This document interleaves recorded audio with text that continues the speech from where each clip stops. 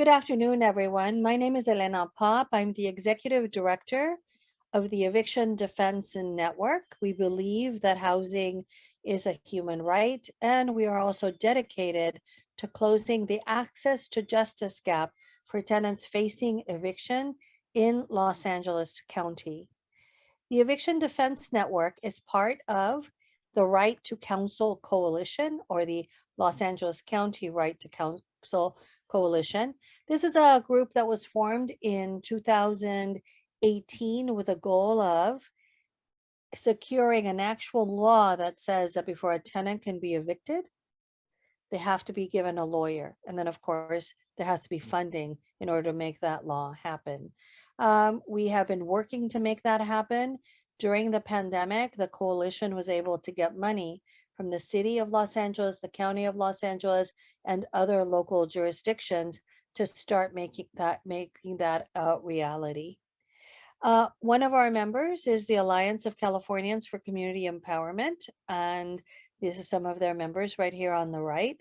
If you're here on a Tuesday or a Thursday evening, then this is a workshop sponsored by by ACE, by the Alliance of Californians for Community Empowerment. If you're here on a Saturday, then the workshop is sponsored by the Northeast LA County Coalition, which consists of various tenant unions and sponsors the Saturday workshops.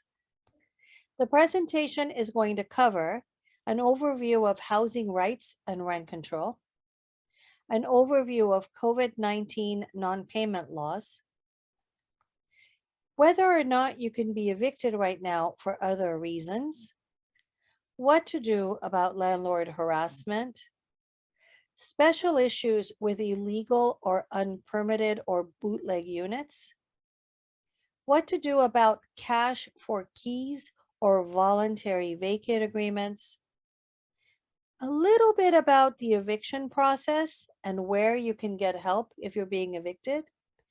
We have a much longer presentation on the eviction process on Saturdays at 9 a.m. The link is in the presentation. It's also going to be put in the chat right now. We welcome you to come to that. And then also how to send declarations to your landlord, rent, and other important documents, and how to pay rent like a pro. The Right to Counsel Coalition and its member organizations use organizing to make changes in the laws, and then we educate people about those laws and provide legal assistance. Right now, you're sort of at this step 3 with us. And if you stay for the one-on-one, if we have time to do a one-on-one, then you'll be at step 4 with us. And if there's not time for a one-on-one today, then in the chat, you'll find the link for my what we call office hours, which are on Mondays and Wednesdays, starting at 6 o'clock, where I see people one-on-one individually without a presentation ahead of it. The Right to Counsel Coalition is being funded by the County of Los Angeles, the City of Los Angeles, and various other local cities to do something called Stay Housed LA.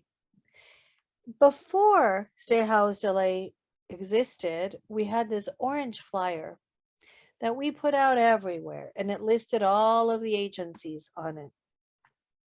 And then it was up to the tenant to run around all over the county, calling our very overextended phone lines and not getting through, and going to our offices before they could get help. And very often there would not be the resources to provide them the help that they needed. Today, you can get legal help from all 11 legal services programs that provide legal assistance to tenants with evictions or with housing problems in the county of Los Angeles by just going on this website, stayhousedla.org, and clicking Get Legal Help. You can also learn more about your rights and find other workshops on this website. Listed here are the organizations that are members of the coalition. On the left are community-based organizations that do tenants' rights organizing. That can be anything from developing a relationship with you to help you solve whatever it is you're dealing with. Two, getting you to be part of the organization so that you can participate in helping other tenants and in the legal advocacy, policy advocacy work that we do to improve laws for tenants. On the right are the LSPs, or legal services providers, the law offices that do the legal assistance for tenants having problems with their landlords. Again, to get help, you go to stayhousedla.org. And if you have digital divide issues, then you can dial this number, 888-694-0040. I'm 62 years old and I grew up in a world where I would write a letter to someone and I maybe would get an answer 2 weeks later. The first time I used a fax machine, I thought it didn't work because the paper came back out the other end. And before COVID, I knew how to use my email. I knew how to use Facebook. They had gotten me to open a Twitter account, but I never used it. And FaceTime and all of this other stuff baffled me.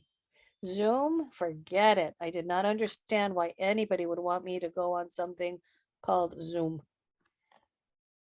Whenever I needed something on the internet, I just get a staff member to do it. I once had a young lawyer come into my office and say, I'm going to teach you how to do research on the internet. And I said, Carol, I know how to do research on the internet. She said, you do? I said, yeah, I send you an email on the internet and you do the research. And I refused to learn how to use the program. During the pandemic, I have learned that that cannot be my attitude. I cannot have a digital divide issue. Having a digital divide issue today is almost the same thing as not knowing how to use a telephone. If you know how to use a telephone, you can learn how to use the internet, and you need to do that. And those of us that have friends that have digital divide issues need to help them close that gap, because we don't do people a favor when we don't help them close that gap. So I should really say that this is a literacy hotline. It is harder for someone who cannot read or write to use the internet. And so this line should really be reserved for people who cannot read or write. Everybody else needs to kind of get with the program and get a smartphone. There are government funded smartphones for people that don't have them, because even the government recognizes that it is impossible for people to exist in the modern world if they have digital divide issues. So please, if you have a friend that has a digital divide issue, then go on the internet at housingiskey.org and get them, teach them how to use it. But if absolutely necessary, there is the digital divide number. Please know that the digital divide number actually takes longer to access services because it requires you to wait while somebody can help you get on the website. The program Stay Housed LA is sponsored by the LA County Board of Supervisors through the Department of Consumer and Business Affairs and by the City of Los Angeles. A little bit on language justice. This presentation is only in English because I checked to make sure that there were no Spanish speakers here. And on Tuesday, we will re-record it and do it only in Spanish. The only reason we do that is that the presentation is, depending on how much I throw in extra stuff, anywhere between an hour and a half and 2 hours. So imagine doing it in both languages, that's 4 hours. But I do want to make you aware of language justice. It also explains why all the slides are in English and Spanish. If there was a Spanish speaker here, I would ask them to read the read or come back on Tuesday or go on YouTube and listen to the Spanish presentation and then come back at 3 o'clock when we do the Q&A. Language justice, though, is the right to participate in the language that you choose. So when we do the Q&A, I'm going to ask you to be patient with the interpretation. I'm going to ask you to speak slowly. If we are translating consecutively, which means English, then Spanish, as opposed to simultaneously, which is it happens at the same time through a headphone, you have to pause to give us a chance to translate. If you're bilingual, we ask you to translate for yourself. And I try to do this, but fail usually. Um, in our coalitions, we try to address the sexism that is implied in the use of the O or the A by using the E. And it is not an error, it is being done deliberately. A word on confidentiality. The attorney-client privilege keeps anything you say to an attorney confidential and private. If you talk about private, specific issues during a group meeting in front of a lawyer, you may be giving up that right to confidentiality. For that reason, we ask you to keep your questions general. The other reason we ask you to keep your question general is that we really don't need to know all that detail. So for instance, one way to say you're here with a 3-day notice to pay rent or quit, you want to know what's going to happen next or what to do about it. The way to present that is, I live in, and say what city you live in. I was served a 3-day notice to pay rent or quit on X day. I am COVID impacted or I am not COVID impacted. And that's it. That's all I need to know to answer your question. But what most tenants want to tell me is, um, my mother died of COVID and then I lost my job and then this and all the details. The problem with that's a lot of private personal information and I don't need it. All I need to know is COVID impacted. Yes or no. I don't need the details. Also keep in mind that in a public forum like this, the landlord and the landlord's attorney may be listening in. We don't know who everyone is. So you have to be very careful not to put out any information that could jeopardize your case if the landlord or the landlord's attorney were to hear it. So disclosing personal details in this group setting is a little like going to confession with a few friends and stranger, and probably a little worse than that if there is a spy for the landlord here. If the presentation and the general questions do not address your situation, we will set up a private meeting with an attorney. Either we'll do it today, depending on the time and my energy, or you will be invited to come on Tuesday to my office hours. I'm sorry, Tuesday, on Monday or Wednesday at 6 o'clock. The way that works is there is no presentation. You are held in the waiting room until I'm ready to speak with you. If you figure out where the waiting room chat is on your computer, you can estimate how long it's going to be before I get to you. I put out the first names of everyone in the order in which I'm going to see them. You can estimate 20 minutes per person, but I will take longer with some and shorter with others. Something that would save a lot of time is if everybody paid attention. It takes an average of 3 minutes for me to get someone to connect. Assuming 15 minutes in an evening, 3 times 15 is a lot of wasted time that I will never get back. So please be attentive, and as soon as I connect you, connect to audio and unmute yourself so that we're not wasting time. At this point, if we were taking questions and answers, we'd pause because I'm going on to a new topic. Okay, so changing gears, new topic. We're going to talk about what rent stabilization is, something that we more commonly call rent control. But right now, there are no rent control laws anywhere in the state of California. I'll explain why. We only have rent stabilization. These are laws that address when and how much the rent can go up. These laws also say when and for what reasons a tenant can be evicted. So evictions are allowed, but the landlord has to have one of the reasons listed in the law. These laws also say whether or not a landlord can take away an amenity. An amenity is something that's not required by law. So parking space, garage, laundry facility, recreation room, swimming pool, these are examples. In some laws, the landlord can take it away, but has to compensate you. And in other laws, they can't take it away. As I said earlier, there are no rent control laws in California. We have rent stabilization laws. And the reason for that is a concept we called vacancy control or vacancy decontrol. Vacancy control means that if the landlord evicts the current tenant for whatever reason, the landlord can only charge the next tenant whatever this tenant was paying. Tenant moves out voluntarily, landlord can't raise the rent. New tenant pays the same rent as this tenant. Tenant moves out because the landlord evicts them for a valid reason, same thing. New tenant pays whatever this tenant was paying. So you can see that if the landlord can't make more money from the unit by evicting you, it takes away the incentive to harass you because there's no reason to get you out. Now, little caveat, greed always gets around, finds a workaround.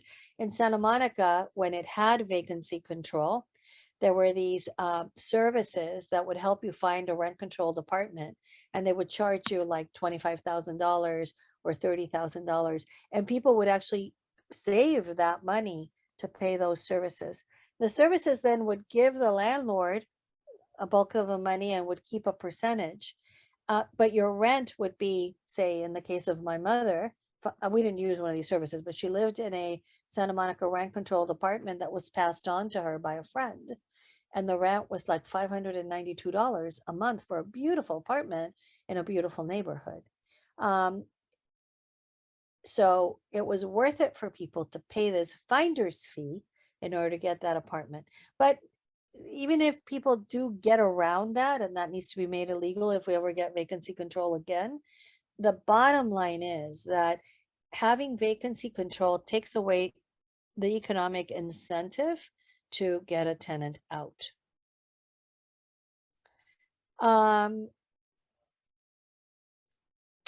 The reason that we don't have vacancy control is a law called Costa-Hawkins. That law was passed in 1995 and it did a lot of bad things, including taking away vacancy control. We have tried to get rid of that law twice. In 2018, a coalition that included EDN, the Alliance of Californians for Community Empowerment, and the AIDS Healthcare Foundation put Proposition 10 on the ballot, and we lost. The AIDS Healthcare Foundation tried to do it again in 2020 and lost again. Why? Because vacancy control is the holy grail for the landlords. It's the thing they care most about. They would like to make a lot of changes in the law, but what they will put an incredible amount of money and energy into is keeping vacancy control. The ads for against Proposition 10 and Proposition 21 were very deceiving. Elderly homeowner, I worked hard for my property, and if Proposition 10 passes, I will lose the investment. Veterans saying the same thing. Single family homes, and saying, I will lose my home. Single family homes are not affected by this. But nonetheless, deceiving commercials, and frankly, a population that doesn't know how to think critically. If the landlords are asking you to vote no on something and you're a tenant, then you probably don't even need to read it. If tenants' rights organizations are telling you to vote yes, follow the money. Follow the money and vote yes. So it's going to take a lot for us to be able to defeat or get rid of vacancy control. I'm sure we'll try again soon. Another law that affects tenants in rent-controlled units is the Ellis Act. The Ellis Act allows the landlord to take all the units on a property off the rental housing market, either just board it up, convert to condo, demolish and construct something else, but they have to do it to all the units on the property. Very often, landlords threaten to Ellis. The Ellis Act has become a verb. If you don't accept this voluntary vacate agreement, I'm going to Ellis the property. Don't be afraid of that. They generally are just trying to get you to take that voluntary vacate agreement. If they really intended to Ellis the property, they would Ellis the property. And the voluntary vacate agreement is not going to benefit you. They're not going to put enough time and money in your pocket to make it worthwhile to give up your rent controlled unit. Because of Costa-Hawkins, because of Ellis, the cost of living has not grown as fast as the cost of housing. Your wages aren't going up, but the cost of housing is going up. Why? Because landlords can evict tenants, decontrol the unit, and the threat of Ellis is a way that they do that. The tenants sign voluntary vacate agreements. Now I am moving to another topic, and that is protections during COVID. First of all, there is no moratorium, and I beg you all to stop using the M word. The governor said that he was passing a moratorium on March 4th. He did no such thing. He passed a resolution or declaration or executive order, I think it's an executive order, telling local governments you can pass local laws. And local governments also did not pass moratoria. They passed tenant protections. A moratorium is a prohibition on something. So a moratorium on evictions would be a prohibition against filing evictions. Evictions can be filed. There's been no moment during the pandemic when they couldn't be filed, and therefore there is no moratorium on evictions.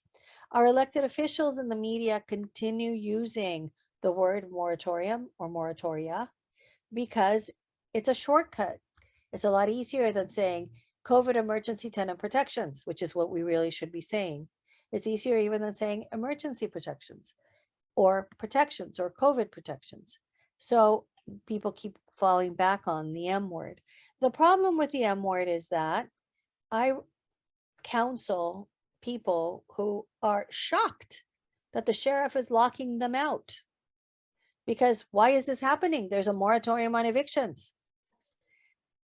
This is so sort of bizarrely ingrained that I actually had a guy who, we didn't represent him in his original case, but he came in to us during the pandemic at the time that there was a federal protection that would allow him to stay in the place longer.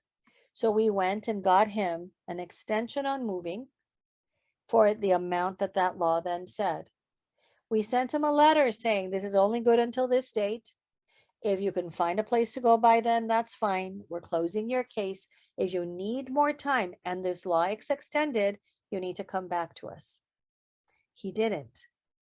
We had made a list of all the people that we got extensions for, and so we called him, we texted him, we emailed him. He didn't respond. When the sheriff was dragging him out of his house, he called my cell phone. The man had my cell phone. He called my cell phone and said, they're taking me out. Why? I thought there was a moratorium. And I said, dude, I've texted you, I've called you, we've emailed you, telling you you needed to apply for an extension. You didn't apply for an extension. There's nothing I can do to stop the sheriff right now. Why didn't you call us back? And you know what he said? Well, I heard on the news that there was a moratorium and I thought you, meaning me, were confused. Now, that is the most egregious of the examples that I have, but I have dozens, if not double dozens, if not hundreds of people who have said to me, the reason I ignored all those notices from my landlord and the court is that I thought I didn't have to answer it because there was a moratorium. So there is no moratorium. There are protections against eviction. And in order to know whether or not you are protected, we look at the following factors. So this is how we assess a case. The first thing we want to know in order to know what laws protect you is we want to know if there's a rent subsidy from the federal government. Sometimes there's state subsidies, but that's more unusual. From the government that either built your unit. Do you live in public housing? Do you live in a subsidized housing unit? Do you live in a tax credit building? Do you have a Section 8 voucher? So is there a subsidy? If there is, then we have to look to a whole bunch of federal laws to figure out what protects you. If the answer to that is no, we want to know if there's a local rent stabilization law that protects you. Over here on the left is a picture of the county of Los Angeles. The county used to be just one jurisdiction. And then cities started to incorporate. And Angelinos are notorious for not knowing where they live. People will say they live in Los Angeles when they really live in Pomona or Santa Monica or Culver City. Okay. And if you notice on the map, this gray area, these are 87 of the 88 cities in the county of Los Angeles. And the red is the city of Los Angeles, which is very gerrymandered for reasons that are very political. And there's a book called City of Quartz that analyzes this, and it's very interesting. So red is city of Los Angeles, gray is the other 87 cities. There are 88 cities inside the county of Los Angeles. Anything that is white, including these little tiny, tiny spaces, see these little spaces? Those are unincorporated LA County. So for purposes of this discussion, if you live in Baldwin Park, Beverly Hills, Culver City, Inglewood, Los Angeles, Santa Monica, West Hollywood, or in any of these little white areas, there is a law that protects you called a rent stabilization law. In some of these cities are called rent control laws because they were rent control laws when they were passed. So the Santa Monica Rent Control Charter Amendment is what the Santa Monica law is called because it used to have vacancy control until Costa-Hawkins made that go away. But these are the cities that have rent stabilization. Glendale has an eviction protection law only, what we call a just cause protection law. So in the city of Glendale, a landlord has to have a reason to evict you, but they can raise the rent to market whenever they want. So what landlords in Glendale do if they want to get rid of a tenant is raise the rent to whatever they want and then evict them when the tenant can't pay the rent. But we have some protection, and this protection didn't just come. Each one of these laws was fought for by tenants organizing to fight for the laws. So often people ask, well, how come there isn't rent control in bloody bloody? See how lazy we are?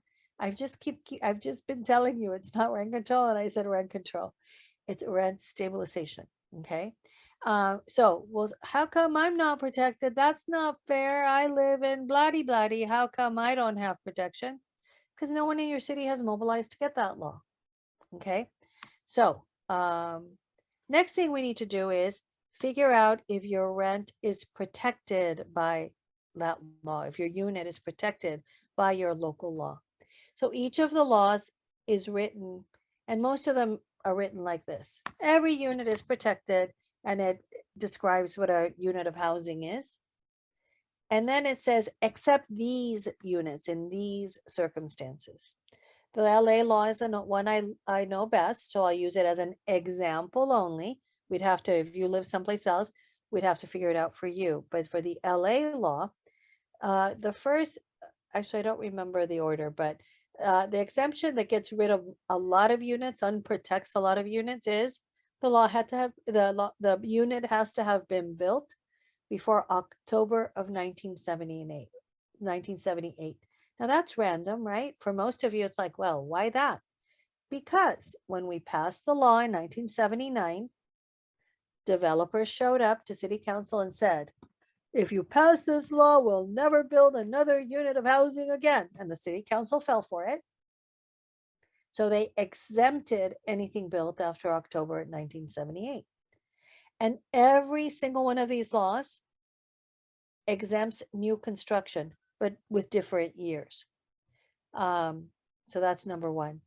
Number two is single family homes. There is not a single rent stabilization law that protects single family homes, except a little exception to an exception that I will explain in a minute. Single family homes are theoretically the sacred cow of the American dream, right? Everyone should be able to buy a home. Now, the American dream was killed by Wall Street during the 2008 mortgage crisis when Wall Street investors bought up a huge part of our housing stock.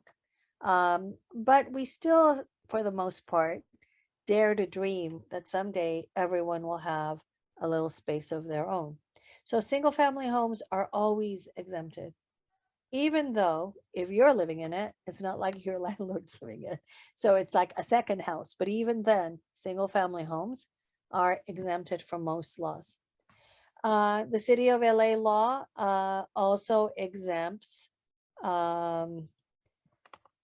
housing owned by nonprofits, government-funded housing, cooperatives, board and care facilities, student housing, et cetera, et cetera. So you have to look at the law to see if your unit is protected. If your unit is not protected, then we want to know if it's protected by the State Tenant Protection Act or the TPA. Now, what is the TPA? I've been doing this work since 1981. And in 1981, I thought we need statewide rent control. And everybody laughed at me. Never will we get statewide rent control. And then we actually tried to get statewide rent control in the early 90s, and it was a complete failure. That whole campaign generated one change in the law, and that is before that change in the law, to get rid of you if there wasn't rent stabilization or rent control for your unit, they had to give you a 30-day notice.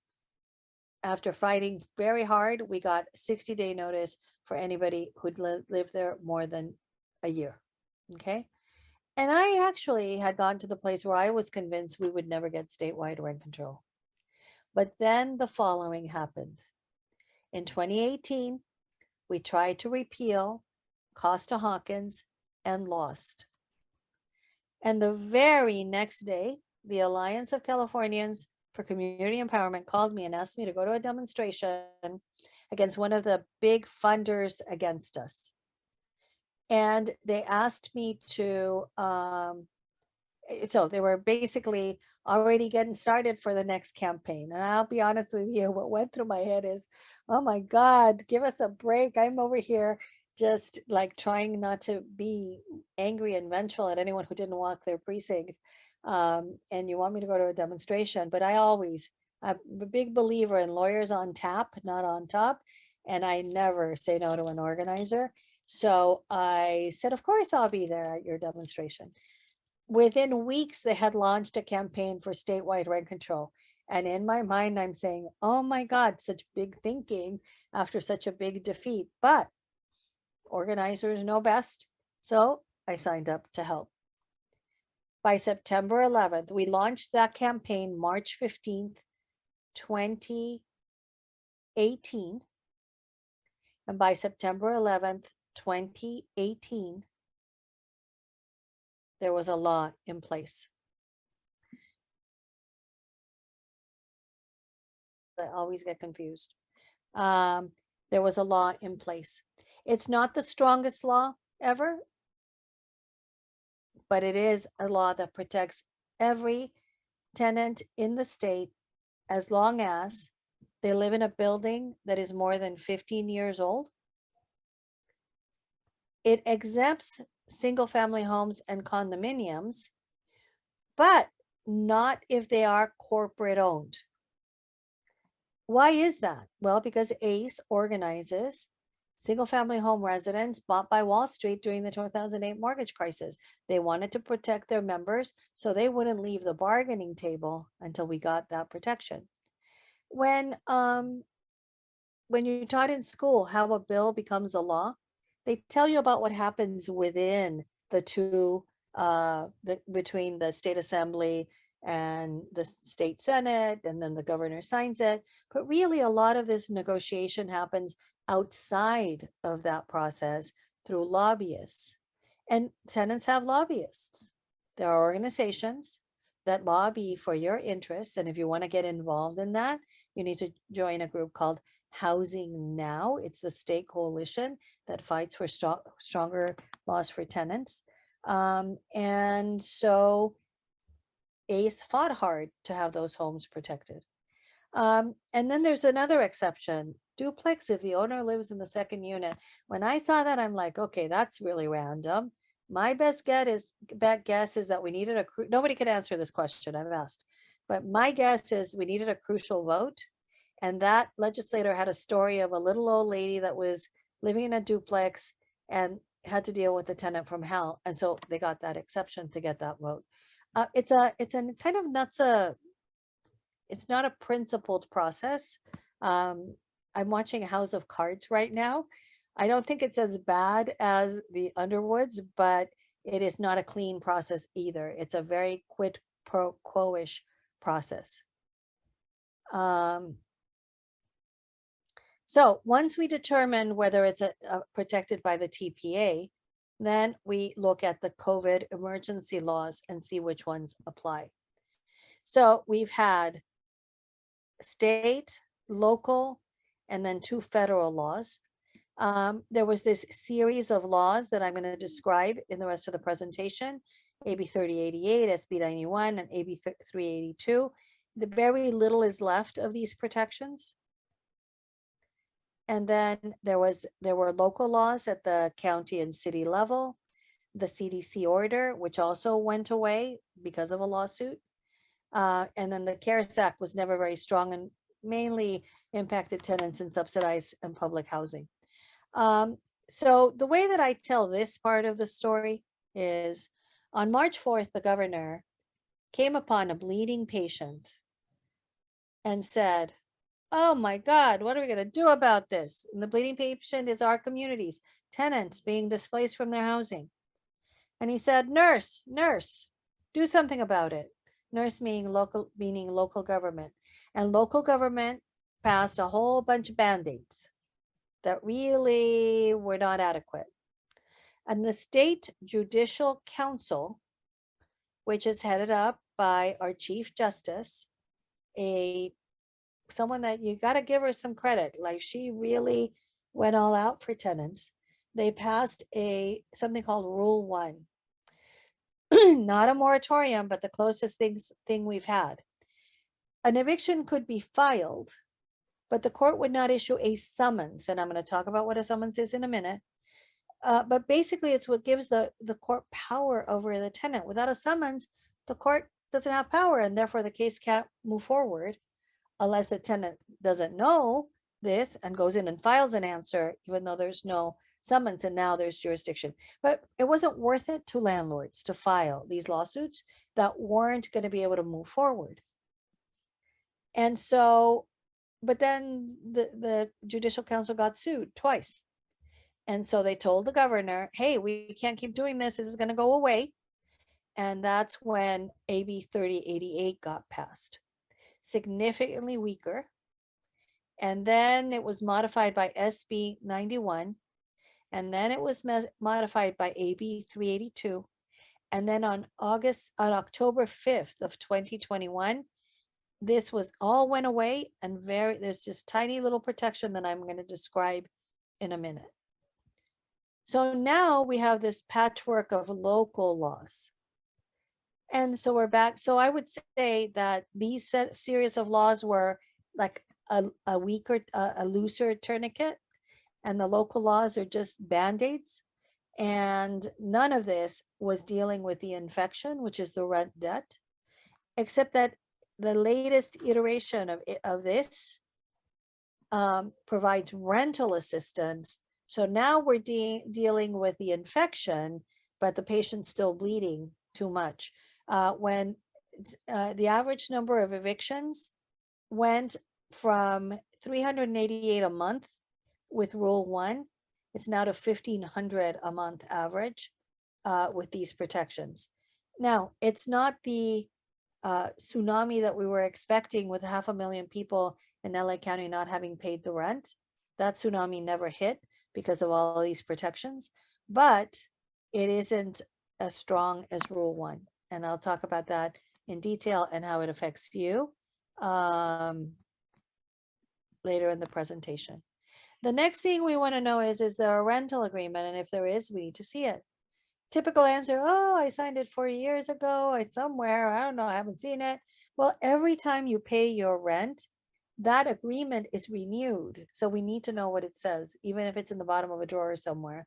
You need to find it, or we need to try to get it from the landlord, and that's going to be a lot harder.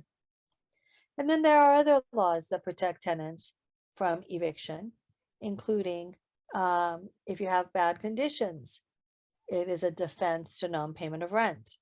If there are prohibitions against discrimination, retaliation, and other technical defenses.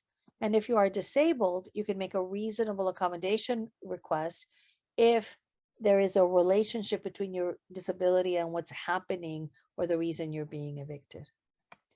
So what laws protect you depends on where you live, the age of your building, and how many units are on the lot. While you are waiting to ask your general questions, or while you are waiting for a one-on-one consultation, I want you to figure out where you live if you don't know.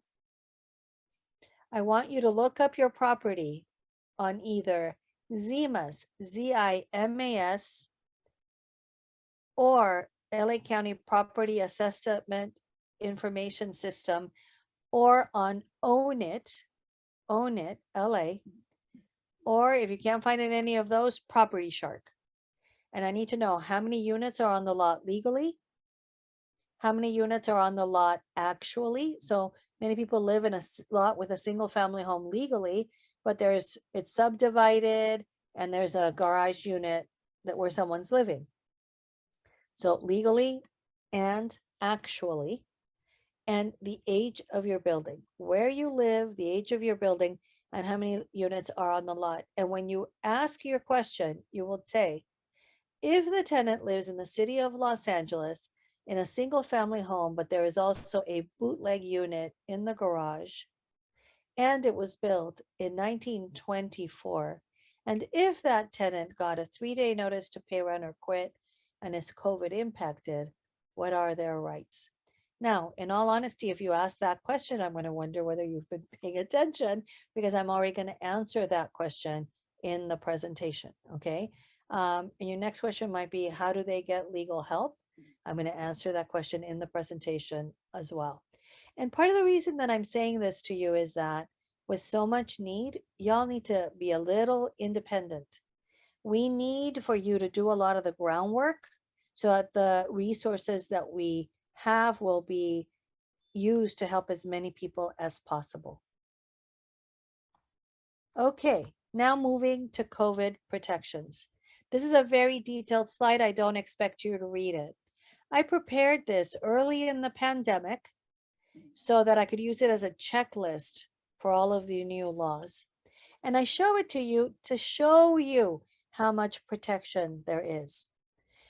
One of the things that's most frustrating for me, I understand it, but it's still frustrating, is how disempowered tenants are in their relationship with their landlords. It is very typical for me to talk to a tenant, explain their rights, tell them that they have a lot of rights, ask them, so what would you like to do? What is your goal here? And have the tenant respond, my landlord wants. What does that tell me? It tells me that the landlord is holding so much power over this tenant, because the tenant can't even answer a direct question. How do you want to resolve this? What do you want? What are your goals? If I could give you anything you wanted, what would you ask for? And they tell me what the landlord wants. The way that you shift that power difference is by getting educated, knowing the law, knowing what's there to protect you. There are a lot of laws to protect you. And you're also protected by the Right to Counsel Coalition member agencies. Once you get connected with us, you're tied to an organization that does tenant rights organizing and a legal services program. And if you cooperate, participate, stick with us, you will get through this just fine, or maybe even with flying colors. There's a member of the Pasadena Tenants Union. Her name is Jaylyn, And I have permission to talk about her, and I'm hoping that she'll start coming to these webinars again. And when she first started coming on, she was so scared, so worried, so stressed out. It was painful to look at her on the screen. And no matter what I told her, she had a but this and but that and but the other and but. Through the course of fighting her landlord and coming to the webinars, she became a powerful Amazon warrior that not only helped herself into the ideal situation, but also is helping other people.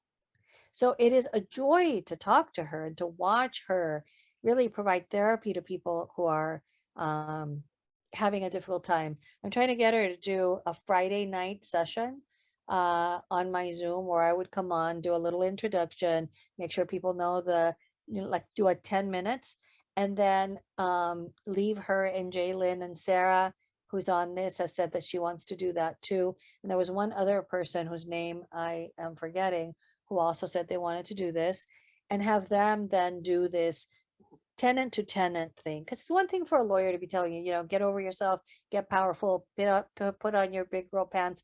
It's another thing for a tenant who's just recently gone through it to show you that it can be done. But it is essential because disempowered people, nervous people, anxious people make bad decisions. They make decisions out of fear. So we have to take that factor out of it. And what these laws do is they create this incredible safety net that has stopped an eviction tsunami. Now, it's not perfect. It looks more like this one with holes in it because we are still in the middle of a health crisis. And every time we think we're out of it, we get something worse. And that's affecting mental health. Like when I talk to people, they sound so besieged, so under the gun. And then I realize that the way I respond to them is not ideal because I'm also besieged. I am tired of being at home. I'm tired of waking up at 4 o'clock every morning. I'm tired of worrying about all the people that either we can't help because we don't have the resources, or I know they're going to screw up because I know they're not listening because instead of listening to the presentation, they're doing their dishes or their laundry or watching TV until they have a chance to ask a question. So I worry about all of that. And we have so much demand, right?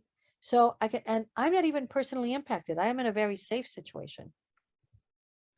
So I can imagine how someone who is in the middle of all of this housing instability, their mental health is so seriously affected. And I also have seen sort of a general deterioration in my client population on mental health issues. We have an economic crisis. Nearly 500,000 households were unable to pay rent. Harassment is on the rise, 352% higher than pre-COVID numbers.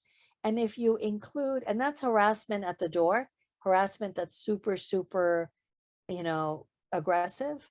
If you include texting, emailing, and calling, it's like over 1,000% higher people reporting harassment. The reason I took that out of the equation is because you don't have to put up with that. I'm going to show you how to just not deal with the texting, calling, emailing. Illegal lockouts up 75%, even though it is illegal. People often ask, well, if it's illegal, why does it happen? It's illegal to steal. It's illegal to kill. It happens every day. Just because something's illegal doesn't mean it doesn't happen. Unfortunately, there isn't strong enforcement to stop illegal lockouts. The laws are confusing. I try to simplify them in the presentation, but they are confusing.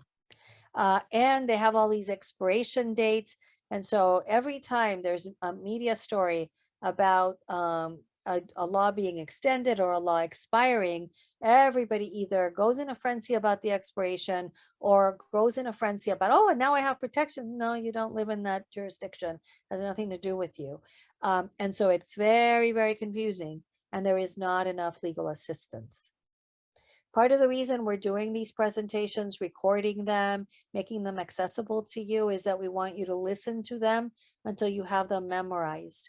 I'm going to make it a priority in the next week or two to record a whole bunch more on other topics because almost every topic in this presentation could really benefit from it 2 hours in detail. And so we're going to do that so that people who are a fan of this can have more information, because the more information, the more powerful you're going to be. And then if you don't quite get it, or you don't know how it applies to your case, and even if you just want to make sure, you can come to the one-on-one sessions, which happen Tuesday evening after this one, and on Mondays and Wednesdays during my office hours, to have your individual case assessed. Now, for people that did not pay rent during the COVID pandemic, this is the section for you. This is how we used to explain AB 3088, SB 91, and AB 382. These are no more, no more. These laws are substantially gone. What's left of 382, I'm going to explain. So this is what's left of 382. Apply now at housingiskey.com. Long Beach, Santa Monica, Santa Clarita have their own programs. So you should go to their websites, but I understand if you go to Housing is Key, you are diverted. If you do that, it comes with some eviction protections. So I have a lot of clients who have applied for Housing is Key. Some of them do not have other COVID protections, but they are still in place. They're still in their units because the cases are getting continued in order for these applications to get processed. Keep coming to workshops for further details and send the declarations. They're no longer required for this state law, but why not send them? The landlord will be less stressed out if the landlord knows what is going on. And if the landlord's less stressed out, then they are likely to harass you less. Now, a couple of sort of words to the wise. You're not paying the rent. Don't buy a new car either. A, it's going to piss off the landlord. So I have a case where the tenant bought a new car. Now they needed to buy a new car, and they didn't buy such an expensive car. But in the from the point of view of the landlord, how do you not have my rent, but you bought a new car? Okay. Another one where the landlord ran into the tenant at a sushi restaurant, and so now he's pissed off. You don't have the money for the rent, but you have money to go eat sushi. Now that's a kind of a weird, judgmental kind of thing, right?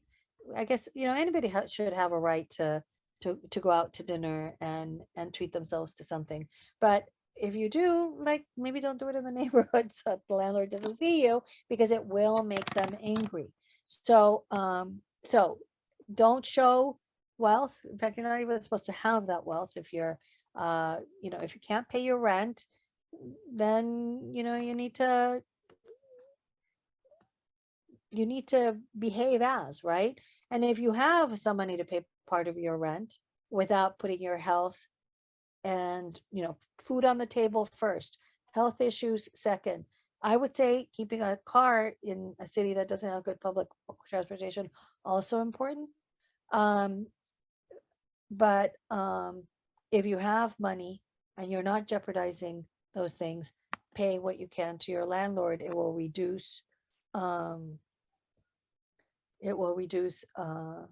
tension. If the landlord rejects it, then that's another thing, right?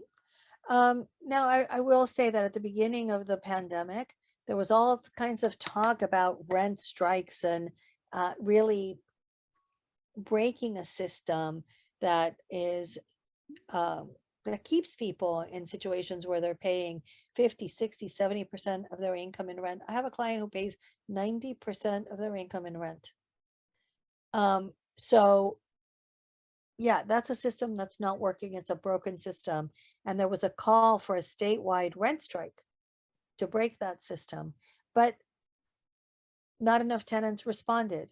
People paid the rent if they had the rent, and people didn't pay the rent if they didn't have the rent, and that is not a rent strike. That's just people not paying the rent because they don't have the rent. So my advice today is, if you have the rent, pay the rent. If you have part of the rent, pay part of the rent. Health and food first, probably keeping your car third.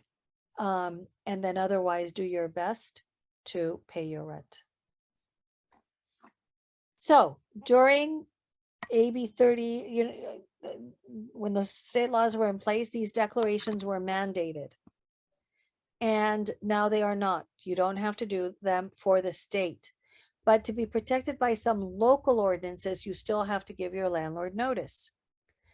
And also it's polite to give your landlord notice. If you're not, they should either be getting a rent check, a partial rent check with a declaration, or a declaration every month by the due date.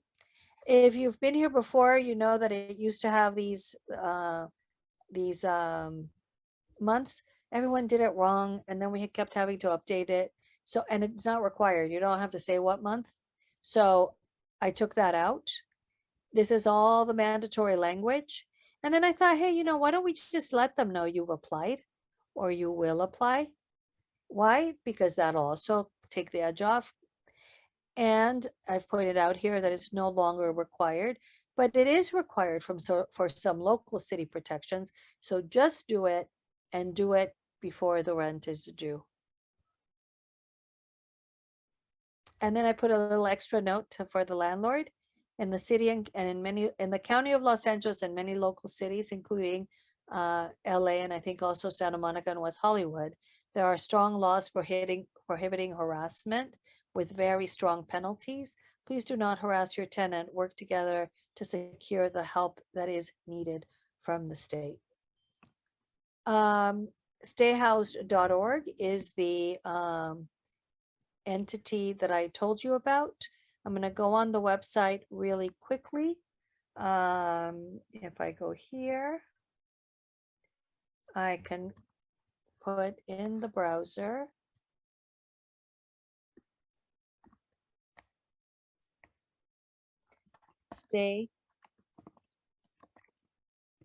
stayhousedla.org. Click on it. It takes you to this website, which is in many languages.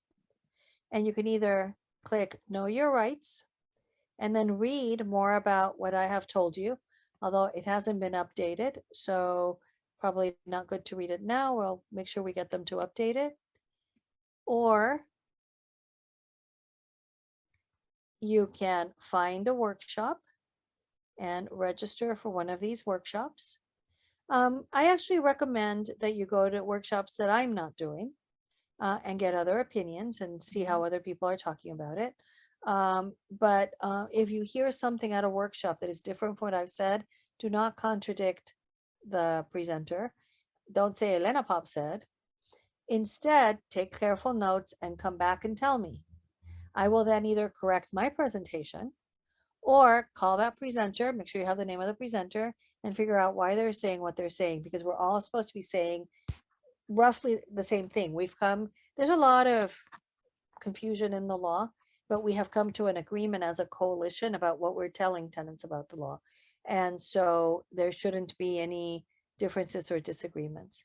And then get legal help. You fill out this questionnaire. It's not very long, and you immediately get an email assigning you to one of those legal services providers and one of those tenant community-based organizations. And if they don't call you within 48 hours, there's a number for you to call to get attention. Now, I will tell you this. My agency is not, the only thing you get if you have a notice, if you're not yet in eviction court, we're just telling you, come to the webinars. We don't have time to analyze all of these notices. We're drowning with people already in eviction court with illegal lockouts, illegal utility terminations. So it doesn't do a lot of good to apply for services before the notice. You can, but wait patiently for someone to get back to you. And in the meantime, come to webinars. But if you are already in eviction proceedings, make sure you mark the right box and then somebody will get back to you. Okay, so that's Stay Housed LA. So now we go back to the presentation, which is here.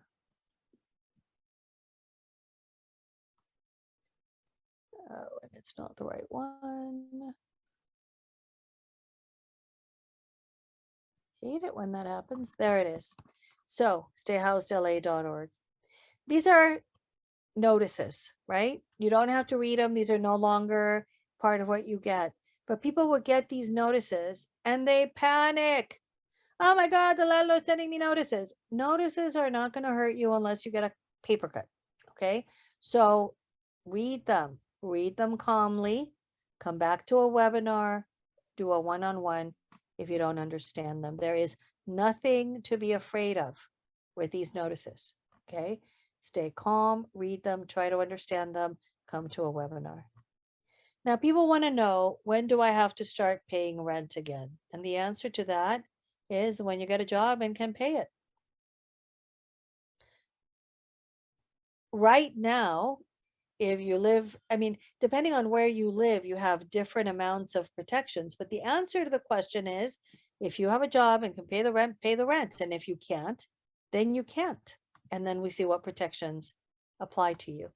When do I have to pay the back rent? It depends on where you live. So if it's November 1st of 2021, which already passed, so landlords can't start collecting unless you live in an area protected by a local law with a stronger date. So for the city of Los Angeles, the answer to that is 12 months after the end of the local emergency, or May 31st, 2023, whichever is sooner. In Pasadena is 6 months. For other cities, you need to figure out what the story is with your city. The county law is preempted by state law because it did not exist when AB 3088 was passed. So the county law portion of tenant, the part about rent payment and rent deficiencies, there is no protection right now for tenants living in the county of Los Angeles if they don't live in a city that passed a stronger law. So protected are Pasadena, Los Angeles, West Hollywood, and Santa Monica for sure. There may be other cities, but if you live in an unincorporated county or in a city that did not have a local law in September of 2020, you are, oh, is it 2021? When I get confused on the years, but if you did not have a local law when the AB 3088 was passed, then your law is preempted. So what you need to do is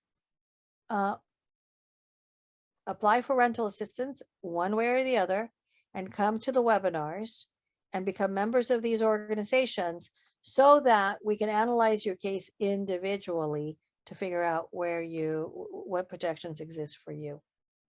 And I'm going to talk a little bit more. There's another slide on this later on about what happened. The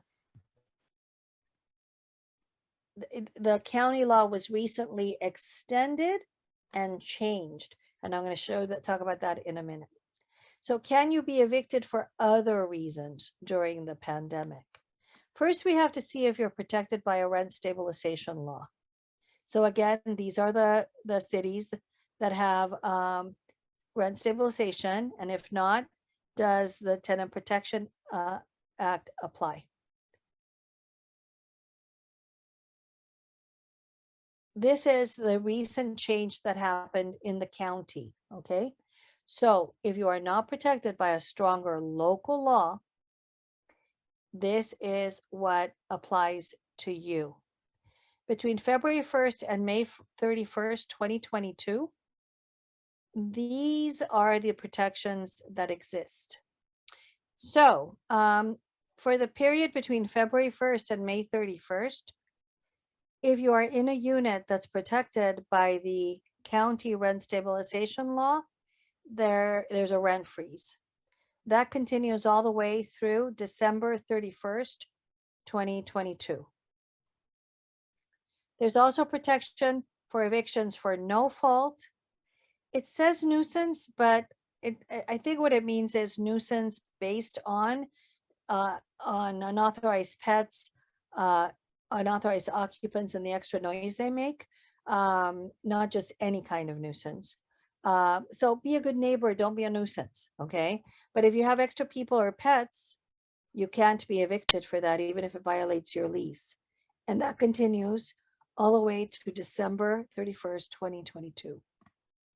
And you cannot be evicted for denying entry to the landlord, but that disappears after May 31st. There is anti-harassment protection, and for commercial tenants, read here. This is the portion about the rent.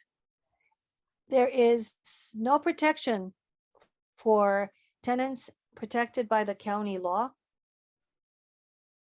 for failure to pay rent until June 1st because of that preemption issue. And then on June 1st, there will be eviction protections for non-payment of rent for households with incomes below 80% of median income if they've suffered COVID financial hardship after April 1st, 22. So you have county protection for any rent that you didn't pay before October 1st, 2021, and after April 1st, 2022, but you are not protected between October and April 1st by the county law. You still have that limited protection under the state law if you apply for housing is key. So, can you be evicted without a reason? Remember, if you don't have rent stabilization protection, the landlord can evict you whenever they want by serving you a 30-day notice to quit. It could be called vacate, terminate tenancy, quit. They serve you this 30-day notice, and you can be evicted without any reason if you don't have rent stabilization protection. 60 days is required if you've been there a year or more, but not during COVID. Notice I crossed out the laws that no longer apply, but in LA County, the protection exists until 12/31/2022. Now, until now, we were saying that in LA City, the protection was without an end date, because what the law said was 12 months after the state of emergency ends, or May 31st, 2023. And frankly, I never thought that would be anywhere near, range. But May 31st, 2023 is getting here. It's still more than a year away, but we should have that in mind in case this doesn't get extended again. And we should pray that we don't need to extend it past May 31st, 2023, because it would mean that the pandemic is still going. But these are the new dates for protections. And in other cities, you should see the city tracker. So I'm going to show you where that city tracker is right now.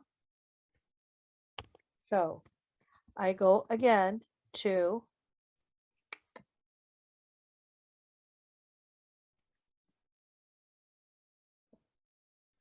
Stay Housed LA.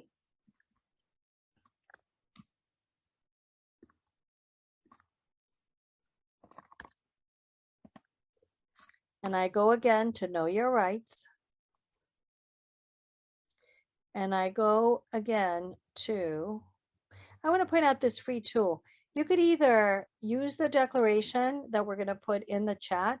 This one is outdated. The website hasn't been updated yet. Or you can use this free tool. If you click here, it takes you to one of our partner organizations, Sage, and they will send out the declaration for you. And I tested it for them. It's a very effective tool. And they basically send it for you. Every month you get a text saying, do you need us to do it again? And if you say yes, they'll do it again. So if you go to other protections within the county and click on Guide for COVID-19 protections, you will be in this spreadsheet that uses the word moratorium, even though I've asked our colleagues not to use that word. But it explains all of the laws. Now, it hasn't been updated in a while, but it's good enough for you to find your city and figure out what law is in effect. So here we go. Camarillo has an indefinite law. West Hollywood, it says that it expired 9/30/20. I find that hard to believe. I would go on the West Hollywood website. This city is Santa Monica. Oh, updated 6/20/20. So this is a little outdated. I would also check on your city's websites, and I will talk to people about getting this a little bit more updated. But this is how you can find out where your city is, and what protections your city had.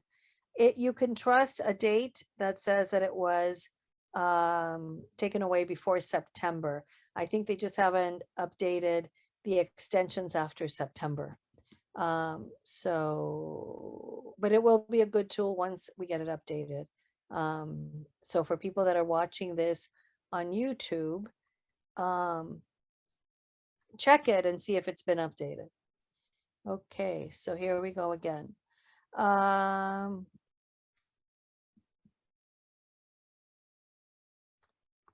So that's no fault evictions. Evictions, I'm sorry, so we were on no cause evictions.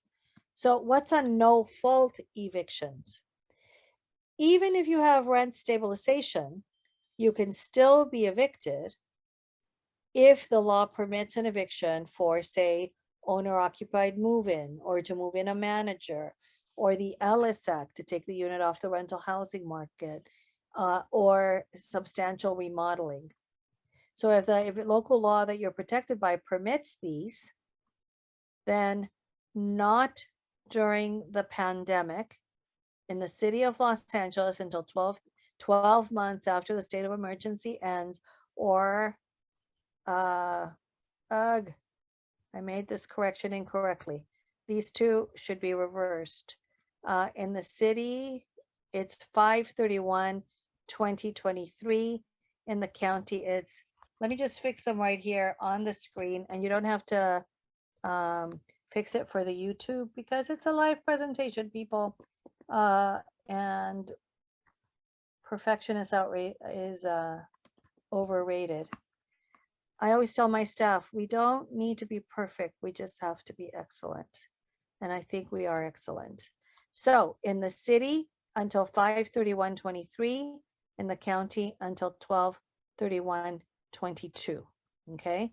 Now on this owner move-in for the county, there are some caveats. So you can be evicted for owner move-in in the county, but there has to be an analysis. Is the person moving in similarly situated to the tenant that's there? If they are, and our tenant is COVID impacted and low income, and especially if they are disabled, then they're not going to be able to do the owner move-in. So we did lose some ground. It used to be prohibited, just like in the city of Los Angeles. Now there has to be an analysis. I have not seen a single landlord be able to meet that definition. Okay. So you also cannot be evicted. Same mistake here. So let's fix it now. LA County is 12/31/22. LA City is 5/31/23. For extra people, extra pets, and the noise they make, but don't let them make noise, right? You should be good neighbors, but you have protections. Now there's this huge debate going on amongst the lawyers and the judges. Almost all the judges are on board that with LA City, for sure, the fact that they're there does not have to do with COVID. You simply can't be evicted for extra people and extra pets or the noise they make, period. The county law, it's a question about where the comma is. And then when I read the emails, they talk about something modifiers and list modifiers, and I've been practicing for a long time and I'm lost in the discussion. But something about where the comma is makes some judges think that in the county, their presence has to be because of COVID. Now, frankly, even if they moved in before COVID, if they can't move out before COVID, you should be able to meet that burden. But it is cleaner to just have it be, it's just a straight up prohibition, whether or not it has to do with COVID. But again, there is protection. You can still be evicted for nuisance. So don't be a nuisance. Crimes, don't commit crimes, and other lease violations. So I've got um, people who, the client who is accused of throwing feces at the manager's door, and her big defense is it was chocolate cake. Well, feces probably a nuisance, chocolate cake. I don't know. I think we can make an argument, not, but don't go throwing stuff at your manager's door.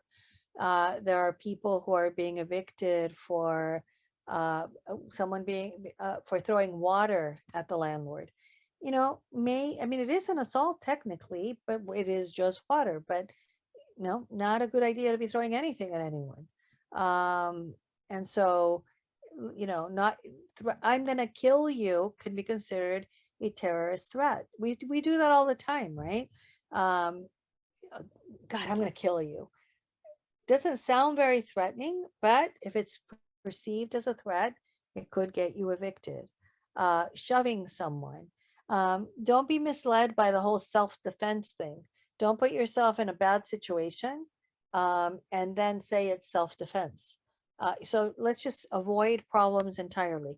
The number of nuisance cases we're handling is through the ceiling, partly because landlords can't evict people for non-payment of rent very easily, so they do what we call pretext evictions, meaning they make up something else. I have an eviction right now where there was a little disagreement that got a little loud between a landlord and a tenant, but it was like a year and a half ago, more than a year before they even served a notice about it. Clearly a pretext, okay? So, but avoid all of those things by being nice and polite, even if you're frustrated with your landlord. The best thing to do is to ignore and avoid, not to lower yourself to their level by yelling back or insulting them back.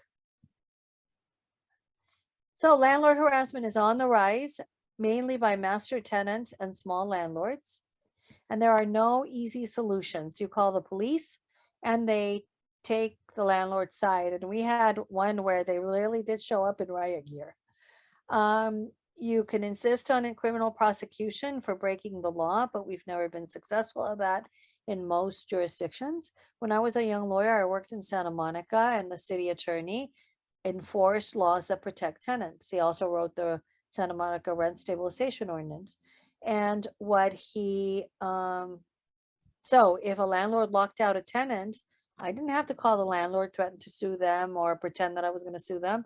All I had to do was call the city attorney, and a police car would pick me up and take me to the place, my client too, if my client was with me, and then the police would arrest the landlord if the landlord didn't put them back in. That's what we need the enforcement to look at but it doesn't look like that. What actually happens if there's an illegal lockout is if the landlord's inside, if the tenant is inside the unit, the police probably won't put them out. But if they're already out of the unit, they probably won't put them back in. And I'll talk about that in a little more detail in a moment. You can file a civil lawsuit, but if it's a small mom and pop landlord, if the landlord, usually this happens when landlord is renting a room in their house or a bootleg unit, lives on the property. If those are the facts, and that's a landlord that's barely making their mortgage, so you get a big judgment against them, how you're going to collect it. So lawyers won't take the cases because these are not insured claims. You can file for injunctive relief, which is what we call a temporary restraining order that then turns into a permanent restraining order. They are hard to get. They have to have a lot of evidence in order for them to be issued. but it is a way to do it. The problem is if you try and fail, it'll get worse because the landlord will be bolstered. So you have to make sure that you're going to win. The real cure for harassment is renter power.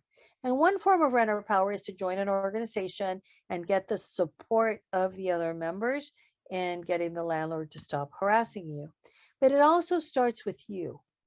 I have calls from clients all the time. Oh, the landlord's harassing me. Well, how is he harassing you? He keeps texting me. Block the texts and don't check them. Block them and don't check them. Calling me. Block the calls. Emailing me. Send out an auto reply. Comes knocking at my door all the time. That one is tougher, but you can put a sign on your window. By joining one of these organizations, you get to use their sign and their support. This is the one for ACE, Pasadena Tenants Union, and LA Tenants Union. And they basically have this message. Your actions violate state or local emergency tenant protection measures, but this can be the message you send in your text. Please stop texting, calling, emailing, knocking on the door. Put all requests into a proper notice so that I can take it to my tenants' rights organization, my tenants union, or our solidarity attorney. Okay. There are new laws and some strengthening of penalties. So we managed to increase the penalties under the state law. And there are new anti-harassment ordinances in the city and the county of Los Angeles. But again, we need to persuade the private bar, private attorneys to file these lawsuits because otherwise they're not very useful. We can talk about this in more detail at this webinar Saturdays at 9 a.m. Bootleg units. That means that there is no permit to rent. It's converted garage, illegally subdivided unit. No rent is due. Technically, you do not have to pay the rent, but you also can't stay indefinitely. You eventually will have to leave. If there is rent stabilization, and even in some jurisdictions where there isn't, there is a requirement to pay your relocation assistance before you can be evicted.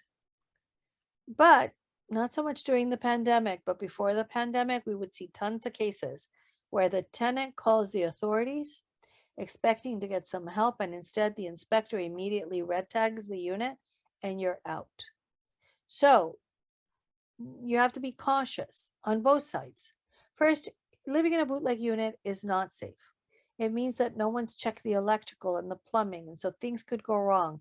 And we see cases all the time of bootleg units going up in flame because they're not safe or falling down on someone. Okay, so is it safe to be there is a question you need to be asking.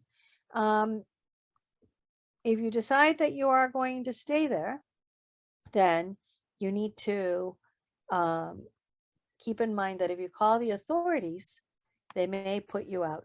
Not in the city of Los Angeles and not in most cities that have rent stabilization, but in other cities, I've seen it happen. Now, there is a growing movement to legalize them, but that movement is not quite there yet, so you need to be cautious. Cash for keys or voluntary vacate agreements. This happens most commonly in rent stabilized unit where the tenants are paying low rent. But I've also seen it happen in non-stabilized units when the landlord thinks, if I get everybody out and slap paint on fix it up, I'll be able to bring in people that can pay more money. And so they will evict everyone who's there so they can remodel and bring in people that can pay more money. And this is also common when it's a new owner, whether it's rent stabilized or not. It happens usually when there's a new owner. You do not have to accept. That's why it's called a voluntary vacate agreement. And you should not accept unless it puts you in a better housing situation that you are in now.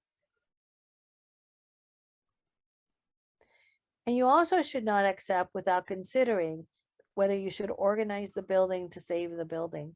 What happens in a neighborhood is one person leaves because they don't want to fight, then two, then three, then four, we lose the building, and then we lose another building and another building, because when you move out, higher rent paying people come in, and there goes the neighborhood, right? So a a vibrant um, neighborhood, community of color, working class community suddenly becomes gentrified and occupied by people who have more money.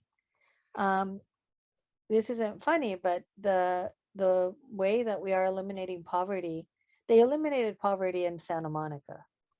And the way it happened was by displacing poor people out of Santa Monica. When you go to Santa Monica, it is no longer the place that I knew when I lived on the west side. It is extremely gentrified. We don't want that to happen to LA. We need to hold on to our neighborhoods and save our neighborhoods. Finally, don't accept without talking to a lawyer. When the for sale sign goes up, your rights don't change. Your rights don't change just because the landlord does, neither do your obligations. The landlord steps into the shoes of the old landlord. What a change of ownership signals is a change in attitude. So new owners usually they're profit motivated. They didn't just buy the building so they could sit on it. They want to make money off of it. So what will happen is, even though you have the same rights, uh, a pumping up of wanting to get you out. So there is a reason to be concerned about the for sale sign, but not to panic. Panicking doesn't help. Organizing is what helps. What did Joe Hill say? Don't mourn, organize. I'll say don't panic, organize. Um, Illegal lockouts. There is at least one person here with this situation. It is illegal if you are a tenant to lock you out without taking you to court. Does it happen? Yes, all the time. I'm doing an average of 10 cases on the lockout hotline every week. That's a lot of cases. Yesterday, I dealt with 3. At the beginning of the pandemic, we had something called rapid response, which theoretically still exists, but it's a little bit kind of burnt out, and we're having a hard time activate it when we need it. If you call this number, which is a 24-hour hotline, because you are being immediately locked out, not because it's going to happen tomorrow, not because they told you someday, not because they gave you a 3-day notice, but an immediate lockout. The landlord is there, usually with other people getting ready to throw you out by force. You dial this number.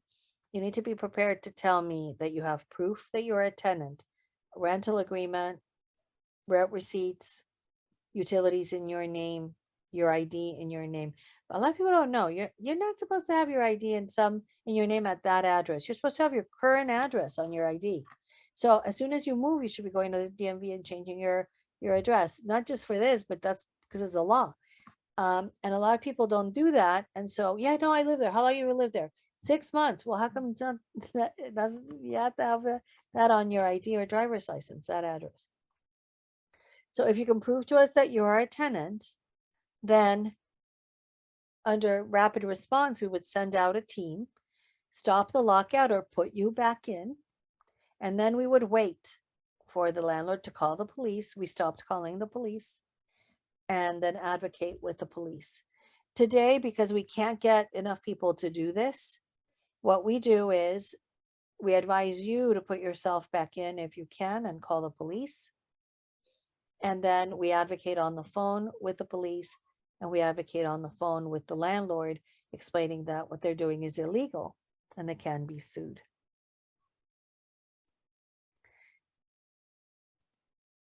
It is illegal to ask about your immigration status or to threaten to call immigration in order to retaliate against you. Now I'm going to talk briefly about the eviction process. Evictions start with a notice. They can be a 3, 10, 30, 60, 120, bunch of different days. And if you don't do what the notice says within the number of days that the notice says it, the only thing the landlord can legally do is file a summons and complaint for eviction, also called an unlawful detainer.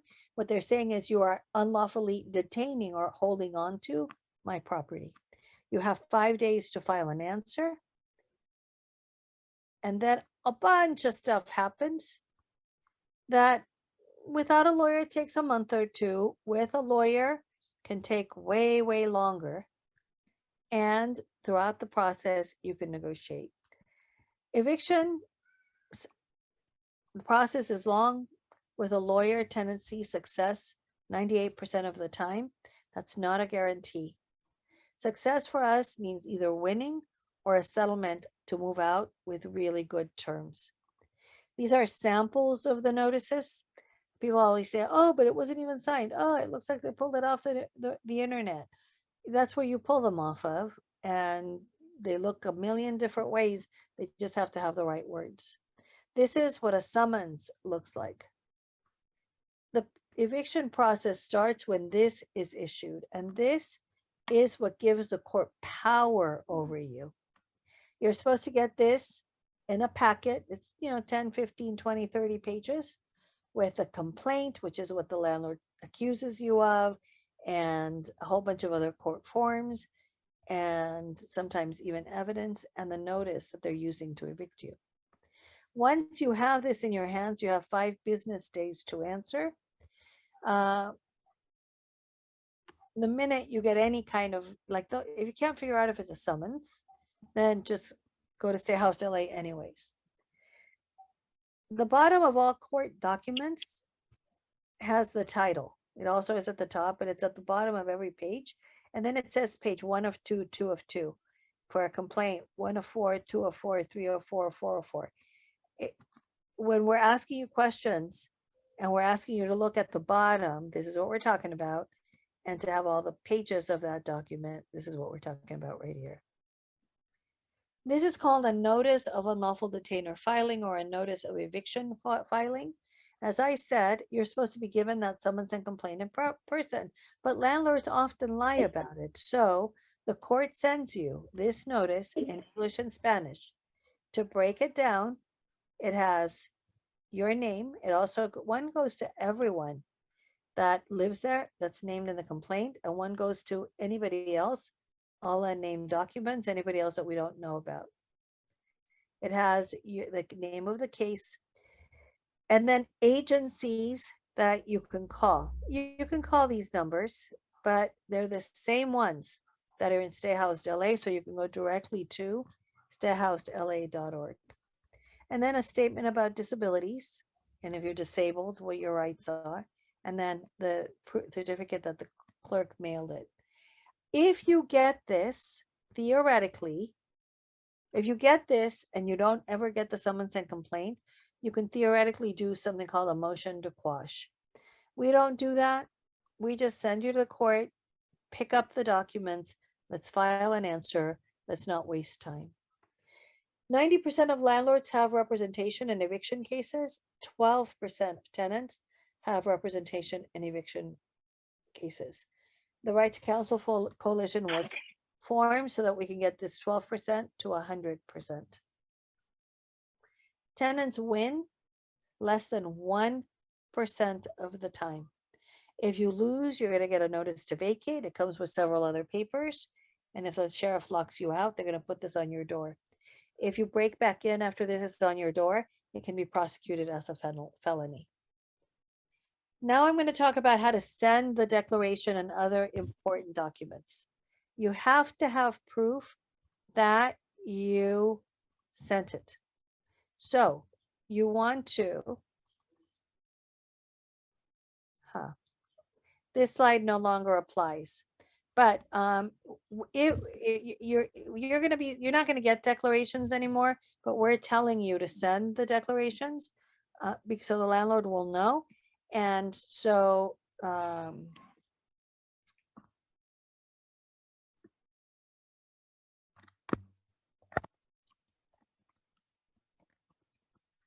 isn't this cute? I can just fix it while you're waiting.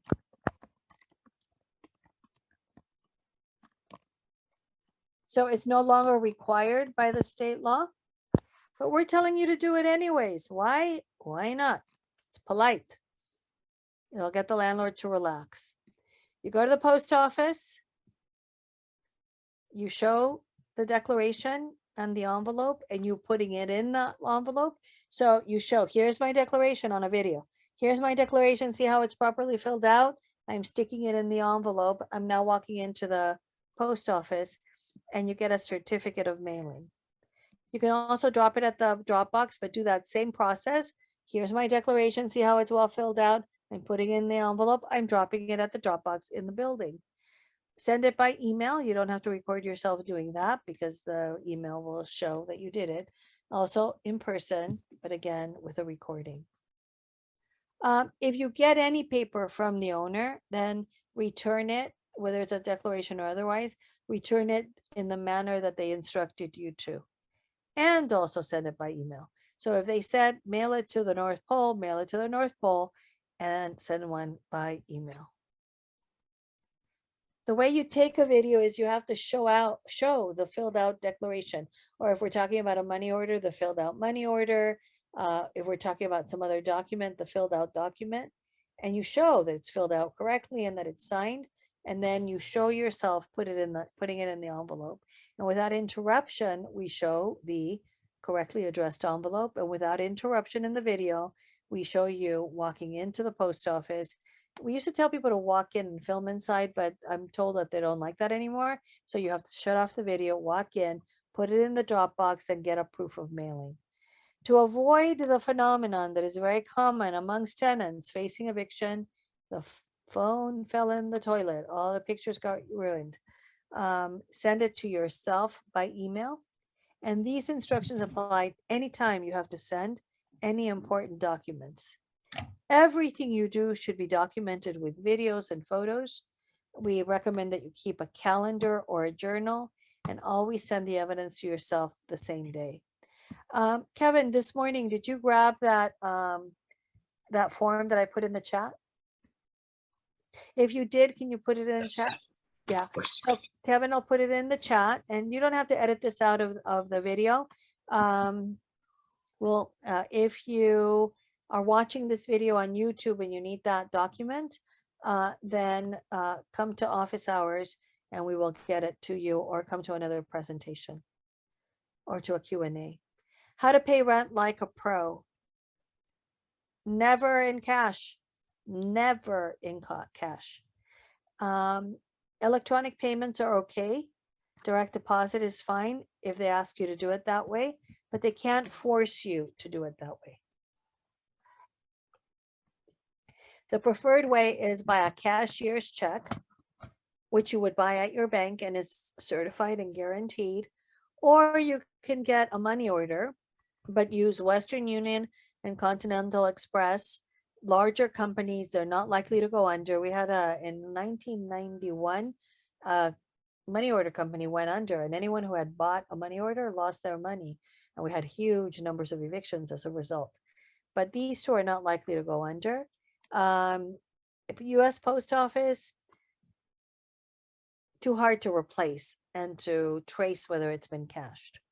They expire, so make sure that you know what the expiration dates are. If your landlord's not taking your rent, we ask you to hold on to it. If you have a savings account, hold on to it in the savings account.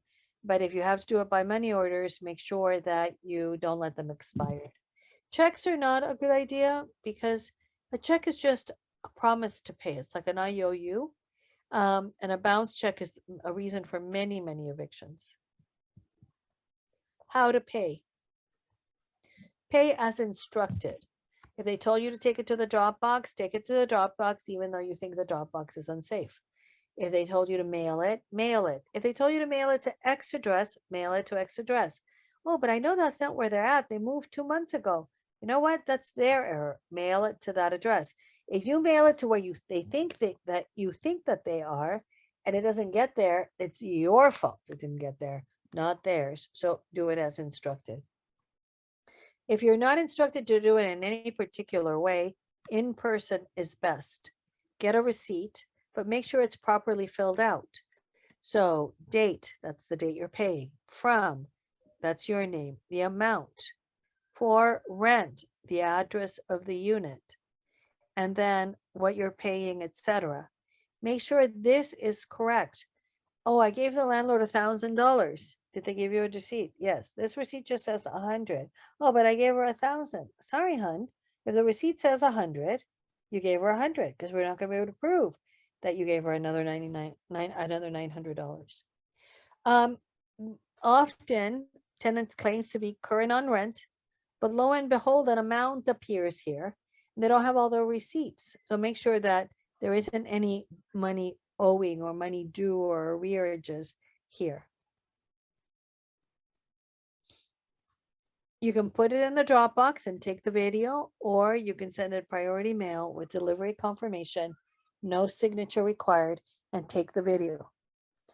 Why no signature? Well, if you require a signature and they're not there to sign, then it goes to the post office and it comes back. It can get lost in all of these transactions, and then we might not have the money when we need it. So I would just don't require a signature. And again, follow the videotaping instructions. Fill out your money orders at the counter before you walk out of the money order store. If you lose them blank, anybody can cash them, fill them out and cash them. So fill them out at the counter. The memo right here should say rent for the month and year and the full address. That way they can only credit it to that. They can't credit it to, oh, but you didn't pay 3 years ago, so we applied it to that month. Separate the stub or carbon from the actual money order as soon as it's filled out and take a photo. Why? If you lose the money order and the stub and carbon, you cannot replace it. And then keep them in 2 separate places, and I mean 2 different buildings. I have the case of the tenant whose all the money orders were stolen. She's sure it was the landlord, but how do we prove it? And I have the case of the tenant who stored them, saved them in 2 different places in the same apartment, and the whole apartment burned up. If the owner refuses the payment, save it, watch for expiration dates, or put it into a separate savings account.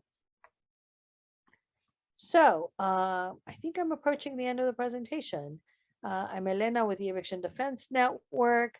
I think I like this slide. I especially like all these happy faces. So please get involved. This is contact information for the city and the county if you have questions to ask them. And this is how you get services. If your case is in the cities of, is filed in these courts: Compton, for residents of the city of LA, downtown Pasadena or West Covina, you can go to edn.la, fill out the eviction prevention form at the bottom right of the first page, and wait for a response. Now, I will tell you, we are currently drowning in work. And so if we don't respond, come to office hours, and I'm going to show you how to do this. Okay. So we go here, we go to edn.la. Make sure you do edn.la exactly. There's one called edn.org that is not ours. In fact, they're very disparaging. They've actually taken out all the nasty remarks, but they used to really badmouth us. But yet they copy our website and use EDN, right?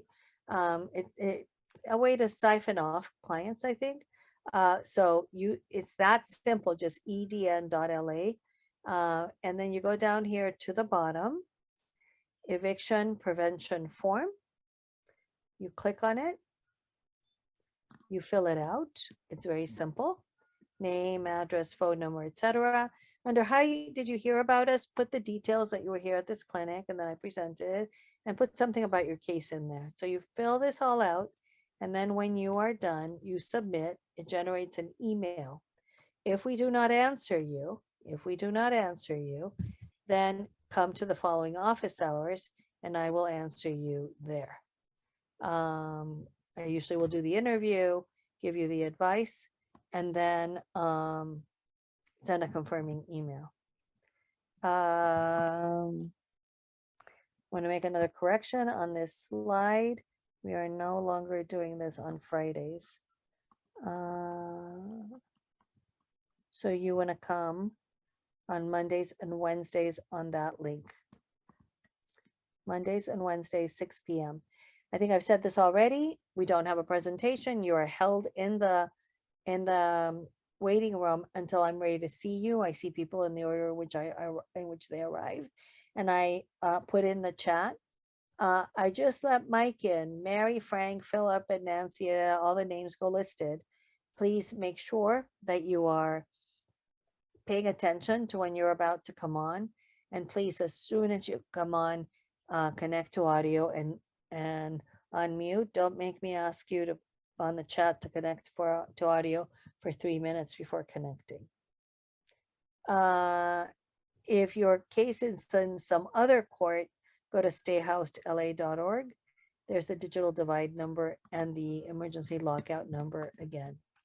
These are our webinars. You're at this one.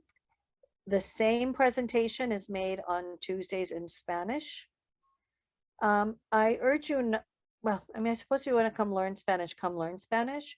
But I worry that people are, you know, are listening to it in a language they don't understand. But you can come to the Q&A, which starts at around 8 o'clock in Spanish for the one-on-one presentations. So that you can do. Thursdays is in English, and there is no Q&A or one-on-one. And then Saturdays, theoretically bilingual, but generally tends to be in English. Saturdays is a little bit more interactive. The way that we've been doing it lately, and I think it works, is I just let people ask their questions. I turn them into general questions, and we spend, this morning it was from 9 to I think 12 something. And then we let, and then we encourage you to